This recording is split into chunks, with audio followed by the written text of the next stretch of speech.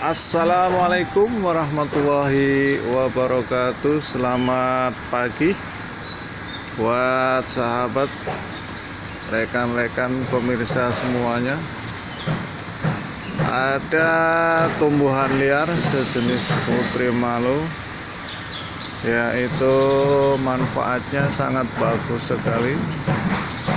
Bisa untuk mengobati batuk, panas, demam, pilek, dan hepatitis lainnya. Daunnya seperti ini.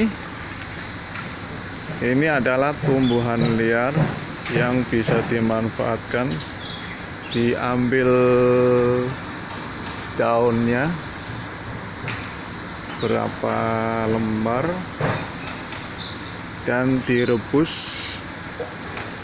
sesuai kebutuhan dan bisa diminum airnya. Jadi untuk rekan-rekan yang tahu manfaatnya, segera manfaatkan tumbuhan liar ini. Jadi seperti ini daunnya, kalau dipegang dia akan malu atau mengerucut seperti ini pohonnya. Ini adalah tumbuhan liar. Kebetulan ini tumbuh di area sekitar tempat bekerja, di area saya. Jadi untuk rekan-rekan, jangan dikesampingkan pohon ini, sangat bagus sekali manfaatnya.